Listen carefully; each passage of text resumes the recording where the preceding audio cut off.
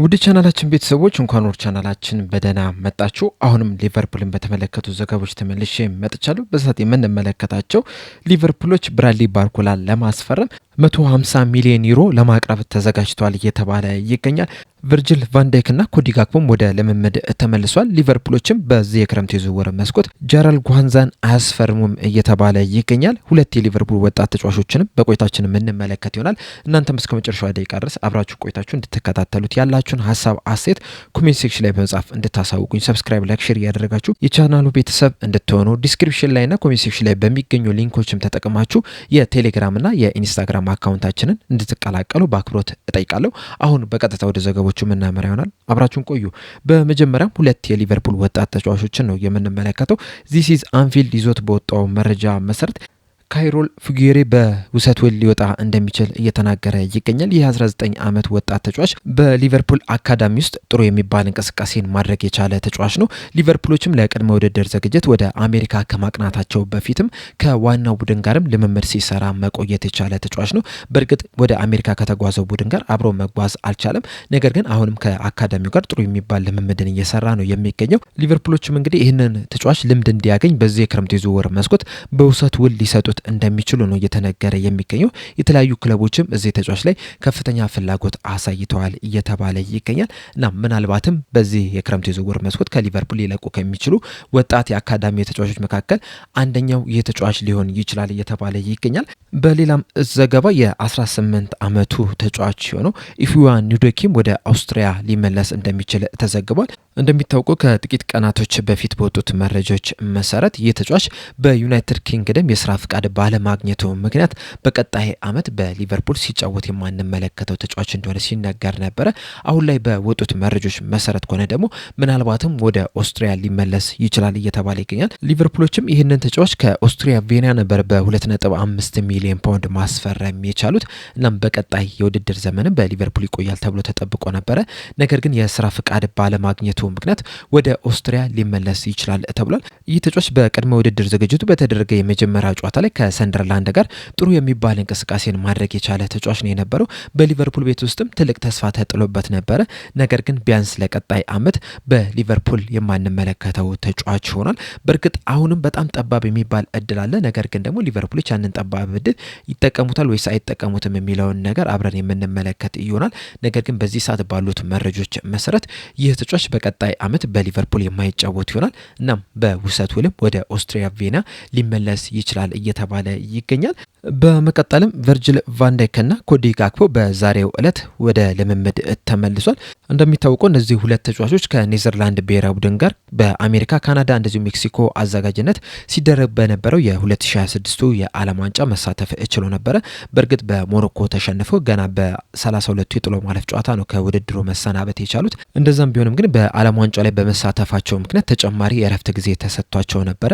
በእርግጥ ራያን ግራቨንበርግ ልክ እንደነ ቨርጅል ቫንዳይክና እንደ ኮዲ ጋክፖላ በኔዘርላንድ ብሔራዊ ቡድን ቢጫወትም ነገር ግን እሱ ቀደም ብሎ እሁድ ዕለት ወደ ልምምድ ተመልሷል። ቨርጅል ቫንዳይክና ኮዲ ጋክፖ ተጨማሪ የእረፍት ጊዜ ተሰጥቷቸው ነበረ። ያንንም የእረፍት ጊዜያቸውንም ጨርሰው በዛሬው ዕለት ወደ ልምምድ ተመልሷል። ዛሬም በሊቨርፑል በአክሳ የልምምድ ማዕከልም ልምምዳቸውን በይፋ መጀመር ችሏል። ከዚህ በኋላም ዋናው ቡድን ከአሜሪካው የቅድመ ውድድር ዝግጅት ተመልሶ ወደ ሊቨርፑል እስከሚመጣ ድረስ ከ21 ዓመት በታች ቡድኑ ጋር አብረው ልምምድ የሚሰሩ ይሆናል። በዛሬው ዕለት ግን እነዚህ ሁለት ተጫዋቾች ብቻቸውን ነው ልምምድ ሲሰሩ የተመለከትናቸው። እነዚህ ተጫዋቾች እንግዲህ ልምምድ ሲሰሩ የተነሱትን ፎቶ ማየት የምትፈልጉ ከሆነ ዲስክሪፕሽን ላይና ኮሜንት ሴክሽን ላይ በሚገኙ ሊንኮች ተጠቅማችሁ የቴሌግራም ቻናላችንን ተቀላቅላችሁ እነዛን ፎቶዎች መመልከት ትችላላችሁ።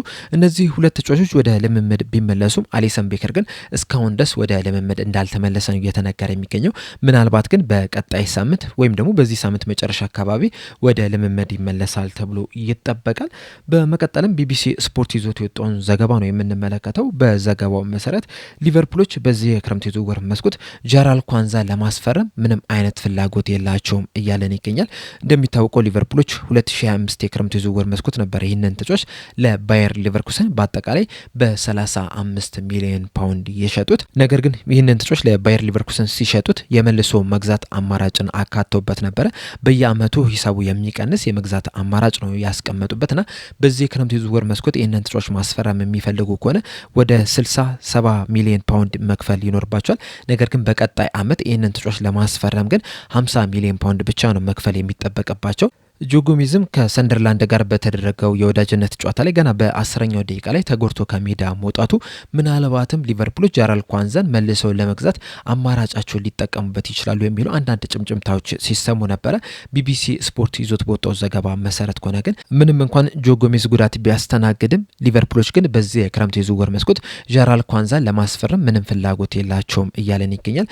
ምናልባት ግን በቀጣይ አመት ይህንን ተጫዋች ለማስፈረም እንቅስቃሴ ሊያደርጉ የሚችሉበት እድል እንዳለ ተዘግቧል። በተለይ ደግሞ ቨርጂል ቫን ዳይክ በሊቨርፑል ቤት የሚያቆይ የ1 አመት ኮንትራት ብቻ ነው የቀረው እና የቀጣይ ሲዝን ሲጠናቀቅ ከክለቡ ሊለቅ የሚችልበት እድል አለ። ያ የሚፈጠር ከሆነ ሊቨርፑሎች ጃራል ኳንዛን ከባየር ሊቨርኩሰን ሊያመጡ የሚችልበት እድል እንዳለ ነው እየተነገረ የሚገኘው። በዚህ ሰዓት ግን እንደ ቢቢሲ ስፖርት ዘገባ ከሆነ ሊቨርፑሎች ጃራል ኳንዛን መልሶ የመግዛት አማራጫቸውን መጠቀም እንደማይፈልጉ በዘገባቸው ተናግሯል። በመቀጠልም ብራድሊ ባርኮላን ነው የምንመለከተው። በዛሬው ዕለት ዴቪድ ኦኮፕ ይዞት በወጣው ዘገባ መሰረት ሊቨርፑሎች ብራድሊ ባርኮላን ለማስፈረም እስከ 150 ሚሊዮን ዩሮ ጥያቄ ለማቅረብ ተዘጋጅተዋል እያለን ይገኛል። ሊቨርፑሎች በዚህ የክረምት ዝውውር መስኮት የአጥቂ ክፍላቸውን ለማጠናከር የተለያዩ እንቅስቃሴዎችን እያደረጉ ነው የሚገኘው። እንደሚታወቀው የአንድ አሜድን ከአርቢ ሌፕዚግ ለማስፈረም የ100 ሚሊዮን ዩሮ ጥያቄ አቅርበው ነበረ።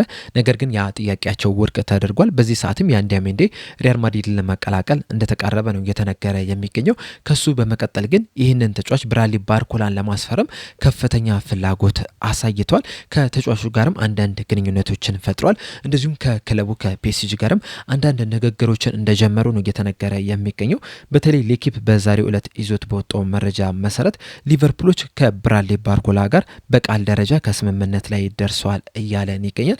እንደዚሁም ቲም ቶኮችም ይዞት በወጡት መረጃ መሰረት ሊቨርፑሎች ከፒኤስጂ አዎንታዊ ምላሽን አግኝቷል። በዚህ መሰረትም የመጀመሪያ ጥያቄያቸውን ለማቅረብ ተዘጋጅተዋል እያለን ይገኛል። አያይዞም እንደተናገረው ከሆነ ሊቨርፑሎች የመጀመሪያ የ103 ሚሊዮን ፓውንድ ፓኬጅ ጥያቄ ለማቅረብ ተዘጋጅቷል እያለን ይገኛል። 90 ሚሊዮን ፓውንዱ በቀጥታ የሚከፈል ሲሆን ተጨማሪ 13 ሚሊዮን ፓውንድ ደግሞ ቅድመ ሁኔታዎች ተቀምጧል። እነዛ ቅድመ ሁኔታዎች ሲሟሉ ብቻ እንደሆነ ነው እየተናገረ የሚገኘው።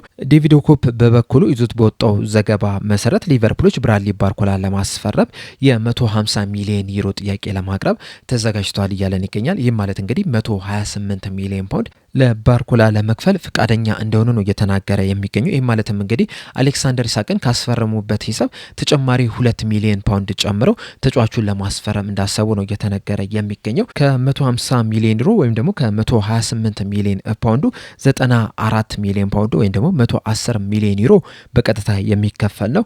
ተጨማሪ 20 ሚሊዮን ዩሮ ወይም ደግሞ 17 ሚሊዮን ፓውንዱ በዶሜስቲክ አቺቭ በሚያደርጉት ወይም ደግሞ በሀገር ውስጥ በሚያሳኩት ስኬቶች የሚከፈል ሲሆን ተጨማሪው 20 ሚሊዮን ዩሮ ወይም ደግሞ 17 ሚሊዮን ፓውንዱ ደግሞ በሻምፒዮንስ ሊግ ላይ በሚያሳኩት ነገር ወይም ደግሞ የሻምፒዮንስ ሊግ ዋንጫ ሲያነሱ የሚከፈል እንደሆነ ነው እየተነገረ የሚገኘው። በአጠቃላይ ግን የ150 ሚሊዮን ዩሮ ፓኬጅ ወይም ደግሞ የ128 ሚሊዮን ፓውንድ ፓኬጅ ለመክፈል ፍቃደኛ እንደሆኑ ነው እየተነገረ የሚገኘው። በእርግጥ ከዚህ ቀደም በወጡት ዘገቦች መሰረት ፒኤስጂዎች ለዚህ ተጫዋች 170 ሚሊዮን ዩሮ ነው የሚፈልጉት። ሊቨርፑሎች ግን እንደ ዴቪድ ኦኮፕ ዘገባ ከሆነ እስከ 150 ሚሊዮን ዩሮ ለመክፈል ፍቃደኛ እንደሆኑ ተናግሯል። ሊቨርፑሎች በዚህ የክረምት የዝውውር መስኮት የክንፍ ተጫዋች የግድ ያስፈልጋቸዋል። በእርግጥ ከዚህ ቀደም ቪክተር ሙኒየዝን ማስፈረም ችሏል። እንደዛም ቢሆንም ግን አሁንም ከፍተኛ የሚባል ክፍተት አለባቸው። እንደሚታወቀው መሐመድ ሳላ ከክለቡ ለቋል። መሐመድ ሳላ እያለ እንኳን ራሱ በተጠናቀቀው የውድድር ዘመን ሊቨርፑሎች የክንፍ አጥቂ እንደሚያስፈልጋቸው ሁላችንም ስንናገር የነበረ ነገር ነው።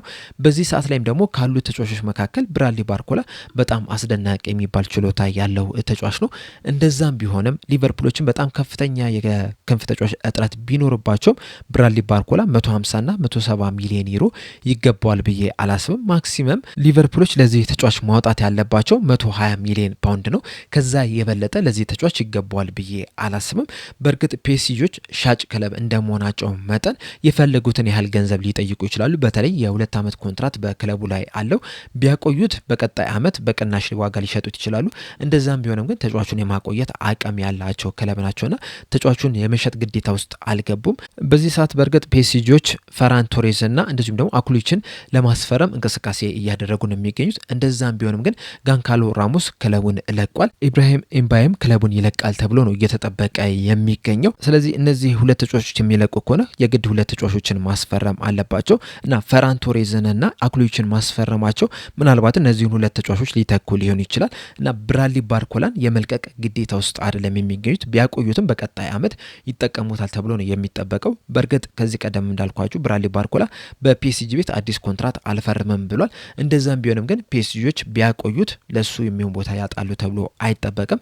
እናም ፒኤስጂዎች በዚህ ሰዓት ላይ የመሸጥ ግዴታ ውስጥ አይደሉም። ለዛም ነው እንግዲህ ለተጫዋቹ ከፍተኛ ገንዘብ ይፈልጋሉ እየተባለ የሚገኘው። ሊቨርፑሎች በአንጻሩ በዚህ ሰዓት የክንፍ ተጫዋች የግድ ያስፈልጋቸዋል። የማጥቃት ክፍሉን የግድ ማጠናከር አለባቸው። ነገር ግን ደግሞ የማጥቃት ክፍሉን ብቻ አይደለም የግድ ማጠናከር ያለባቸው፣ የተከላካይ መስመሩም እንደዚሁም ደግሞ የቀኝ ክንፍ ተከላካይ ቦታው መጠናከር አለበት። ከተቻለም መሀል ሜዳውም መጠናከር መቻል አለበትና ብዙ ክፍተቶች እያሉባቸው ለአንድ ተጫዋች እስከ 170 ሚሊዮን ዩሮ ማውጣት አለባቸው ብዬ አላስብም። ማክሲመም ከሄዱ ራሱ ከ120 ሚሊዮን ፓውንድ በላይ መሄድ የለባቸውም የሚል ሀሳብ ነው ያለኝ። እናንተስ በዚህ ዙሪያ ያላችሁ ሀሳብ አስተያየት ምንድነው? ለብራድሊ ባርኮላ እስከ ምን ያህል ድረስ ልታወጡ ዝግጁ ናችሁ? ወይስ ምን ያህል ይገባል ብላችሁ ታስባላችሁ? መልሳችሁን አስተያየታችሁን እንዳለ ኮሜንት ሴክሽን ላይ በመጻፍ አሳውቁኝ። ለአሁን እኔ እዚህ ላይ አበቃው። በቀጣይም እንግዲህ በብራድሊ ባርኮላ ዙሪያ የተለያዩ መረጃዎች መውጣታቸው አይቀርም። እነዚህ መረጃዎች ሲወጡ እንደዚሁም ሌሎችም ሊቨርፑል የሚመለከቱ መረጃዎች ሲኖሩ ወደ እናንተ ይዤላችሁ የምመጣ ይሆናል። ለአሁን ግን እኔ እዚህ ላይ አበቃው። እስከ መጨረሻው ደቂቃ ድረስ ስለተከታተላችሁኝ ከልብ አመሰግናለሁ። በቀጣይ በሌላ እስከምንገናኝ ድረስ ሰብስክራይብ፣ ላይክ፣ ሼር ማድረግ እንዳትረሱ። ሊንኮችንም ተጠቅማችሁም የኢንስታግራም እና የቴሌግራም ቻናላችንን እንድትቀላቀሉ በአክብሮት እየጠየቅኩኝ አጠናቀቃለሁ። ቸር ያቆየን።